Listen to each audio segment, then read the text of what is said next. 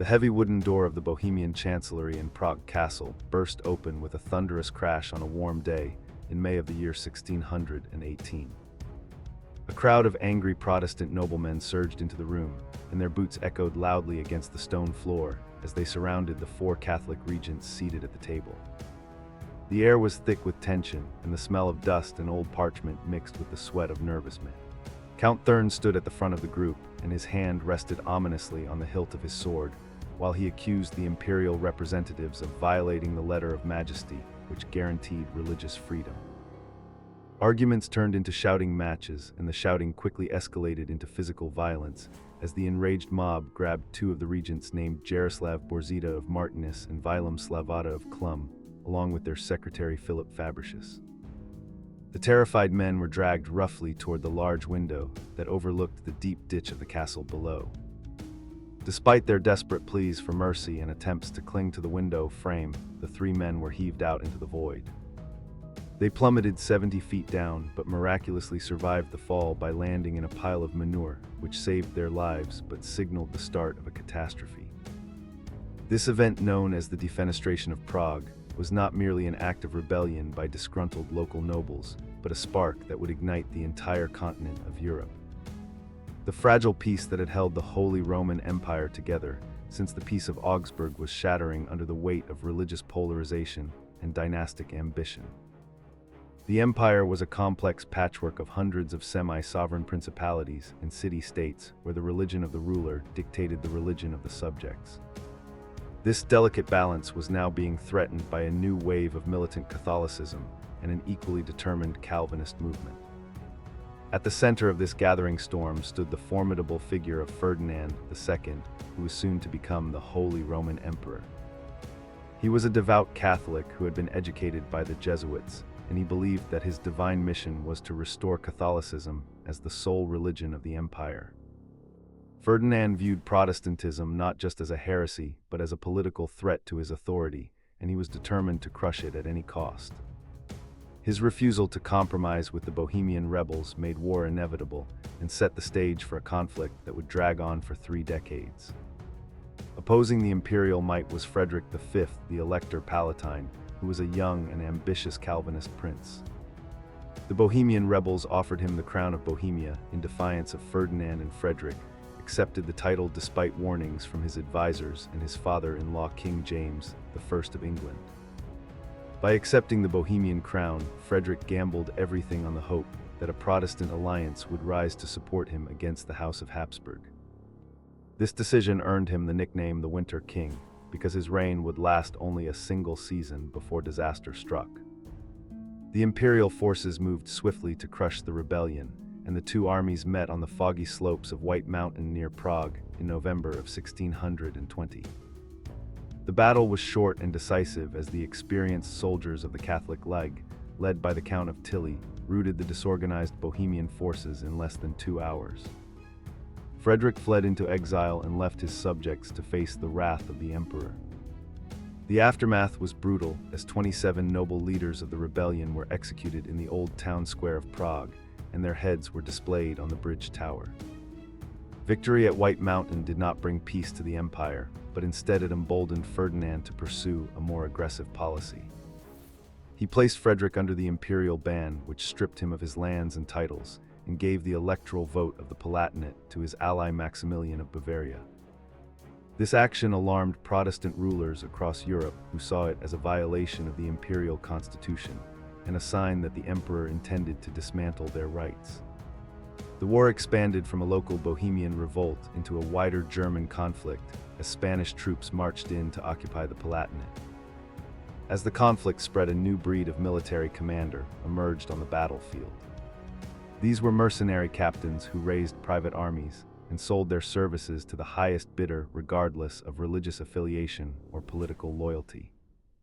Men like Ernst von Mansfeld and Christian of Brunswick commanded thousands of soldiers who lived off the land and plundered villages to sustain themselves. War became a business, and the civilian population of Germany began to suffer the horrific consequences as unpaid soldiers turned to robbery and extortion to survive. The countryside was stripped bare, and famine began to stalk the land. The growing power of the emperor and the Catholic League drew foreign powers into the conflict as they feared a Habsburg hegemony over Europe. King Christian IV of Denmark entered the war in 1625 as the champion of the Protestant cause. He was also the Duke of Holstein, which gave him a seat in the imperial diet and a vested interest in German affairs. Christian marched his army south with the support of England and the Dutch Republic, hoping to restore the balance of power and protect the independence of the northern German princes. To counter the Danish threat, Emperor Ferdinand turned to a mysterious and wealthy Bohemian nobleman named Albrecht von Wallenstein. Wallenstein offered to raise and equip an army of 50,000 men for the emperor at his own expense in exchange for the right to levy contributions from the territories they occupied. This offer was unprecedented, and it created the first truly imperial army that was loyal only to Wallenstein and the emperor. Wallenstein was a military genius and a logistical mastermind who understood that war must feed war. The army raised by Wallenstein was a terrifying machine of destruction that grew rapidly in size as mercenaries flocked to his banner. His forces swept through northern Germany and crushed all resistance while extracting massive payments from both friend and foe. The distinction between ally and enemy blurred as the imperial troops consumed everything in their path. The Danish army found itself outmaneuvered and outnumbered as Wallenstein and Tilly coordinated their movements to trap King Christian. The hope of a quick Protestant victory evaporated as the imperial juggernaut rolled forward. Disaster struck the Danish king at the Battle of Lutter in 1626, where his forces were decisively defeated by the Catholic League. Christian retreated back to Denmark with the remnants of his army, while Wallenstein occupied the duchies of Mecklenburg and Pomerania on the Baltic coast. The emperor was now at the height of his power, and he seemed poised to unite all of Germany under his absolute rule. The Protestant cause appeared lost, and the princes of the empire trembled before the might of the imperial armies. Emboldened by his victories, Ferdinand issued the Edict of Restitution in 1629 without consulting the imperial diet. This decree ordered the return of all church lands that had been secularized by Protestants since the Peace of Augsburg nearly 80 years earlier. It was a massive transfer of wealth and power that threatened to destroy Protestantism in Germany completely. Even Catholic princes were alarmed by this exercise of arbitrary imperial power, which disregarded the laws and traditions of the empire.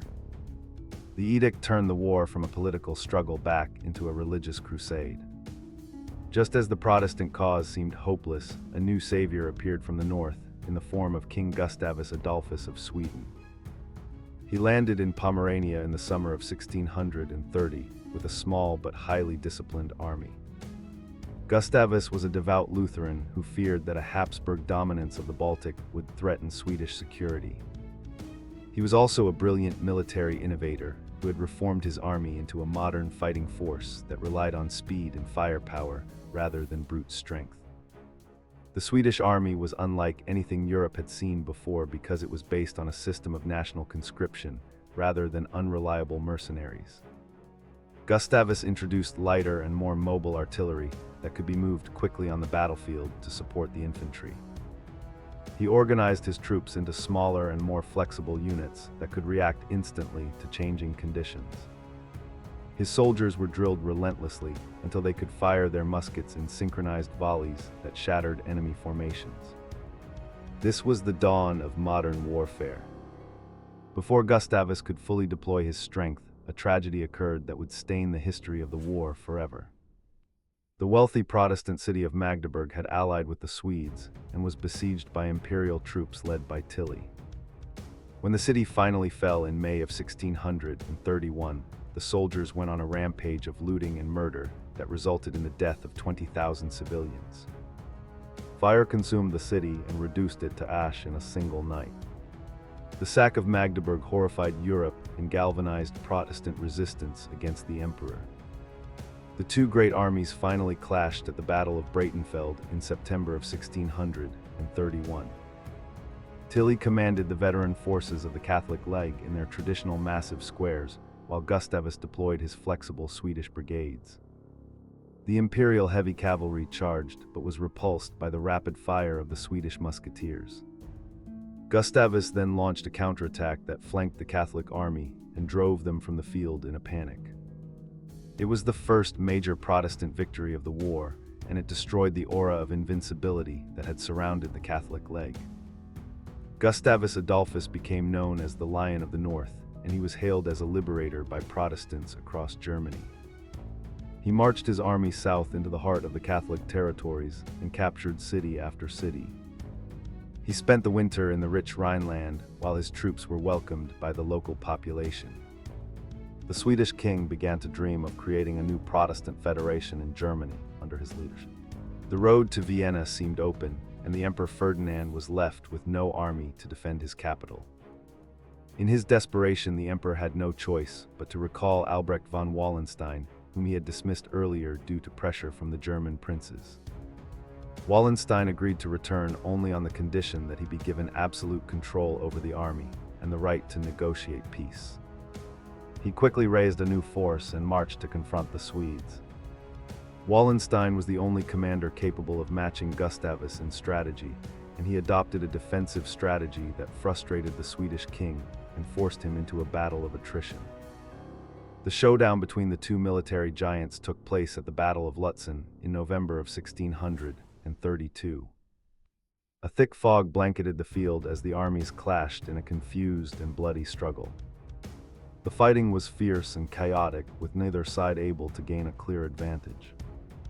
In the heat of the battle, Gustavus Adolphus led a cavalry charge into the mist and became separated from his bodyguards.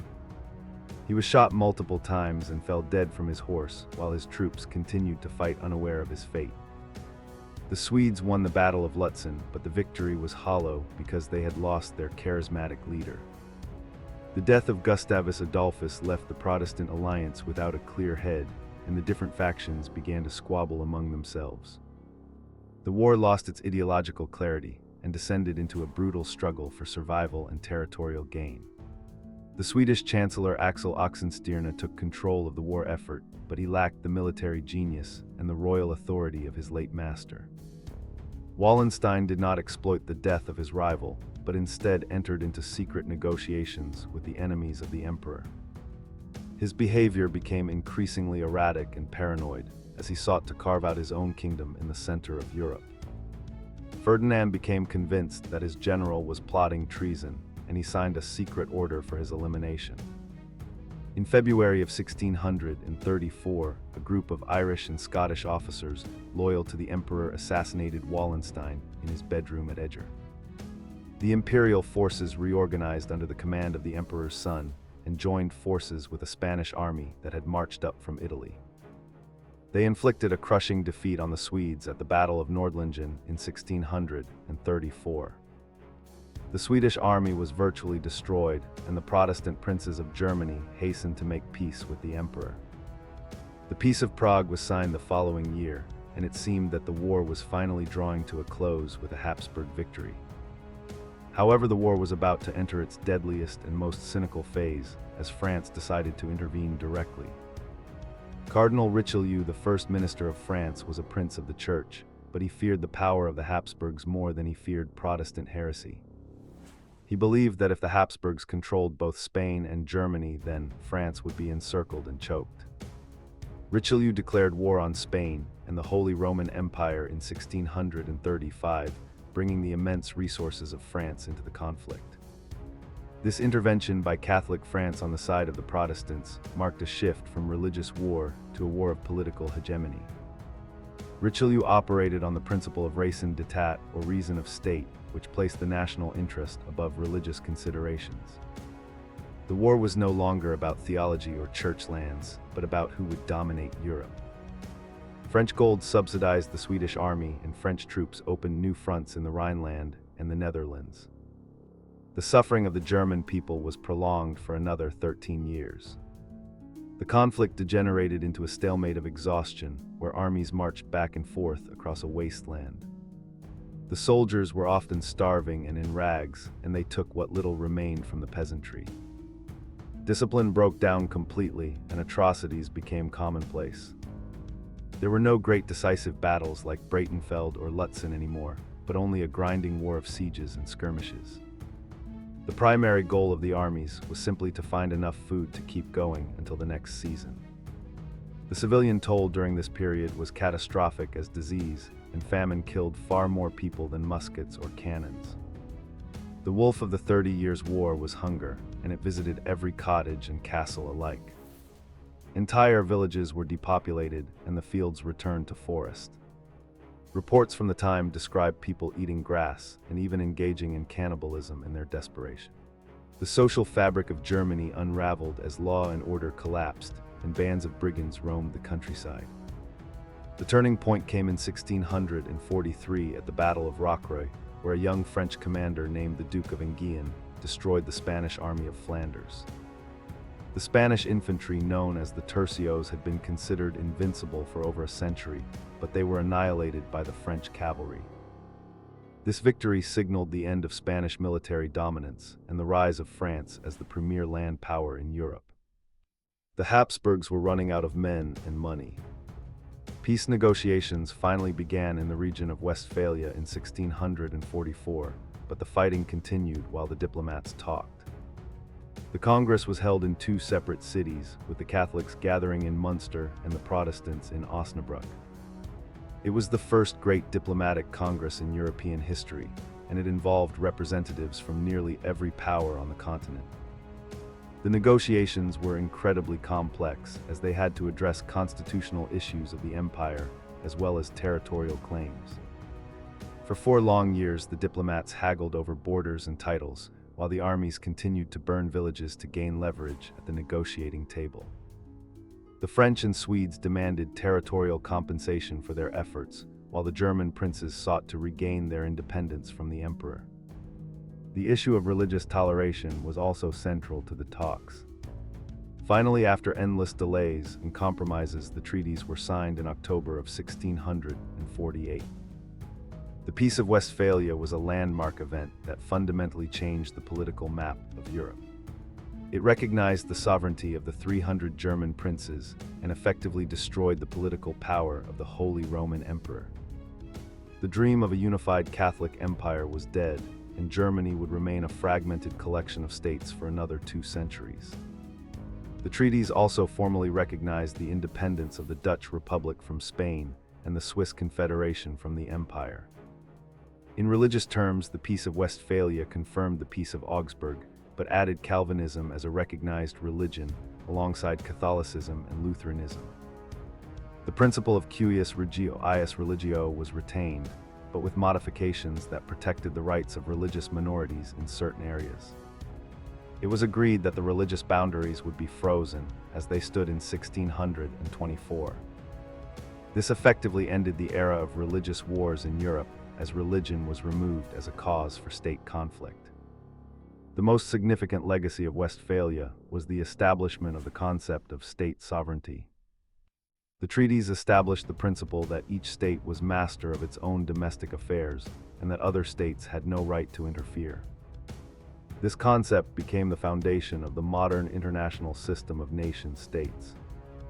The medieval idea of a universal Christendom guided by the Pope and the Emperor was replaced by a secular system of independent states interacting through diplomacy and international law.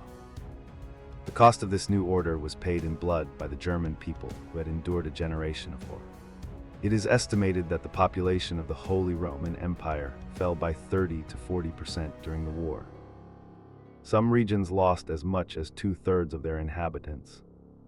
The economy was ruined, and the cultural development of Germany was set back by decades. The trauma of the war left a deep scar on the German collective memory that would last for centuries. While Germany lay in ruins, other powers rose to prominence on the world stage. The Dutch Republic entered its golden age as a global trading empire and a center of art and science. The recognition of their independence validated their 80-year struggle against Spain. The Dutch controlled the mouth of the Rhine and the trade of the Baltic, which made them the wealthiest nation in Europe. Their religious tolerance attracted refugees and intellectuals from all over the continent. The Swiss Confederation also emerged as a distinct and neutral entity, separate from the German Empire. Their mercenaries had fought on all sides of the war, but their homeland had largely been spared the devastation. The formal recognition of their independence solidified their unique position in European politics. The mountain passes controlled by the Swiss remained strategic assets, but the Swiss themselves turned inward to focus on their own cantonal affairs. The Holy Roman Empire survived as a legal and ceremonial structure, but it was no longer a unified state capable of acting as a great power. The Habsburgs turned their attention east toward the Danube and the threat from the Ottoman Empire, creating a separate Austrian monarchy. The title of emperor remained with the House of Habsburg, but it carried little real authority over the German princes. The empire became a loose confederation that Voltaire would later describe as neither holy nor Roman, nor an empire. France emerged from the war as the dominant power in Europe under the guidance of Cardinal Mazarin, who had succeeded Richelieu. The French monarchy had successfully broken the Habsburg encirclement and extended its borders to the Rhine. This set the stage for the reign of King Louis XIV, the Sun King, who would use French power to dominate European culture and politics for the next half-century. The age of French hegemony had begun. In the north, a new German power began to stir in the form of Brandenburg Prussia. The Elector Frederick William, known as the Great Elector, used the chaos of the war to consolidate his territories and build a small but efficient standing army. He realized that military strength was the only guarantee of sovereignty in a predatory world. This militaristic tradition would eventually allow Prussia to challenge Austria for dominance in Germany and ultimately unify the nation.